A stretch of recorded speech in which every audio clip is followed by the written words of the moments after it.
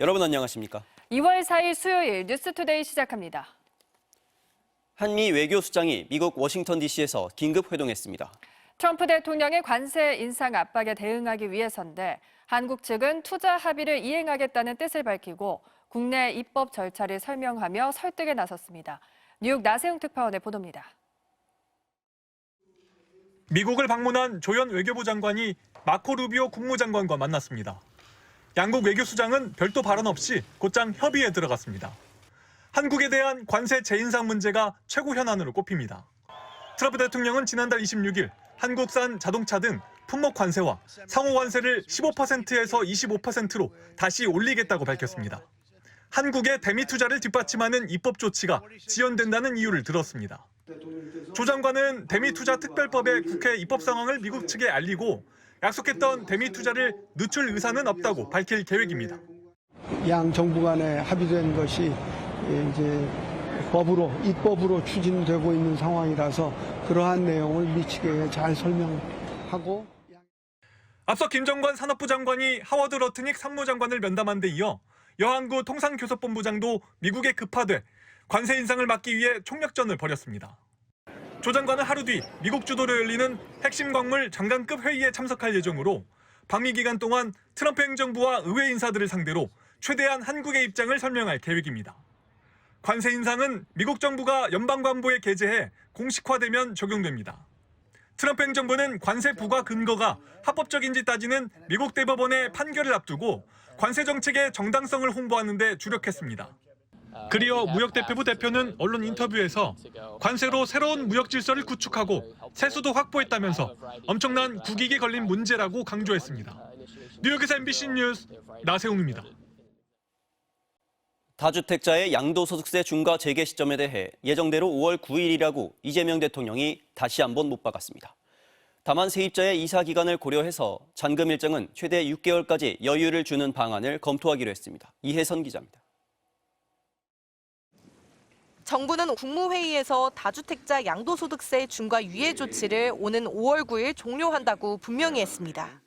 버티면 된다는 시장의 부당한 믿음에는 정부 책임도 있다며 추가 연장 가능성을 원천 차단해야 한다고 강조했습니다. 안 따르고 버티고 힘써가지고 바꾸는데 영향을 줘서 바꾼 사람만 득보고 이러면 이게 공정한 사회가 되겠습니까? 비정상적인 사회로 자꾸 하잖아요. 다만 토지거래 허가제로 전세낌 매매가 불가능한 상황에서 현재 살고 있는 세입자가 이사할 수 있게 최대 6개월까지 시간적 여유를 주는 방안을 검토하기로 했습니다. 5월 9일까지 매도 계약을 체결만 하면 기존 조정 대상 지역인 강남 3구와 용산구에선 이후 3개월, 10-15 대책으로 신규 조정 지역이 된 그 밖의 지역에선 6개월 안에 잔금과 등기를 마무리하면 양도세 중과를 면제해주겠다는 겁니다. 또 5월 9일 안에 다주택자가 집을 팔았는데 임차 계약이 많이 남은 세입자가 6개월이 지나서도 이사갈 집을 구하지 못하는 상황이 생길 수도 있습니다. 지금 살고 있는 세입자의 임대 기간까지는 예외적으로 한다든지 해서 세입자들이 6개월 안에 못 나갈 상황 또는 3개월, 6개월 안에 못 나갈 상황 그런 경우에 대한 보완 방안 대안은 한번 검토를 해보시죠. 네, 그렇게. 정부는 이런 경우에 한해 6개월 이상 양도세 중과를 늦춰줄 수 있을지도 검토하기로 했습니다. 정부는 이번이 양도세 중과를 피할 수 있는 마지막 기회라고 강조했습니다. MBC 뉴스 이혜선입니다. 경기 시흥의 SPC 삼립 시화 공장에서 시작된 큰 불이 8시간의 진화 작업 끝에 어젯밤 늦게 모두 꺼졌습니다. 500명이 넘는 노동자가 급히 대피했고 3명이 연기를 마셔 병원으로 옮겨졌습니다. 손하늘 기자입니다. 시뻘건 불꽃이 공장 외벽 틈새를 타고 맹렬히 치솟습니다. 쉴 새 없이 뿜어져 나오는 검은 연기는 삽시간에 주변 공장까지 뒤덮습니다.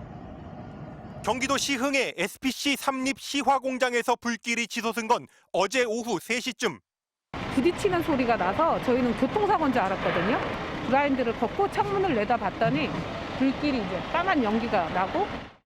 불이 난 4층짜리 건물에만 62명이 전체 공장 7개 동에 500명이 넘는 노동자들이 근무하고 있었습니다. 대부분 스스로 대피했지만 공장 4층과 옥상에 고립된 노동자 2명이 구조됐고 3명은 연기를 마셔 병원으로 옮겨졌습니다. 연기를 보고 나서 뭐야 하고 나서 확인을 해보니까 천장 쪽에 불길이 있었기 때문에 이거는 대피밖에 길이 없어서. 소방당국은 화재 신고 7분 만에 관할 소방서 인력과 장비를 모두 동원하는 대응 1단계를 발령했습니다. 소방 헬기는 물론 무인 소방 로봇과 국가 중요시설 방호에 쓰이는 대용량포까지 긴급 투입했지만 워낙 불길이 세고 가연물도 많아 진화에 어려움을 겪었습니다. 1, 2층은 물류창고, 3층에선 빵을 만들던 이 공장 내부엔 스프링클러가 없었고 소화전만 설치된 상태였습니다. 지금 저기 대원들이 진입을 못하고 있습니다. 그 옥상 부분에 그 철골이 망국 현상을 일으켜갖고 다 휘어갖고 지금 내려앉았거든요. 소방당국은 공장 3층 식빵 생산 라인에서 불이 시작된 걸로 보고 경찰과 합동 감식을 통해 정확한 발화점과 화재 원인을 조사할 계획입니다.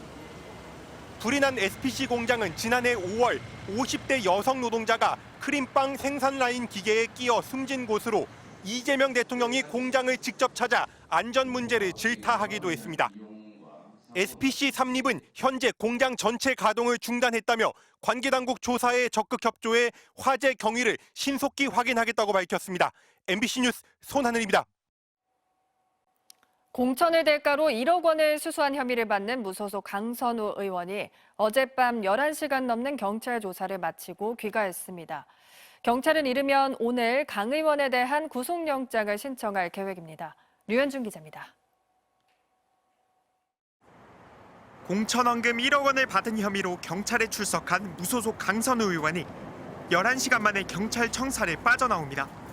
거듭 죄송하다면서도 자신을 둘러싼 의혹에 대해선 굳게 입을 닫았습니다. 국민 여러분께 심려를 끼쳐드린 점 다시 한번 고개 숙여 사죄드립니다. 죄송합니다.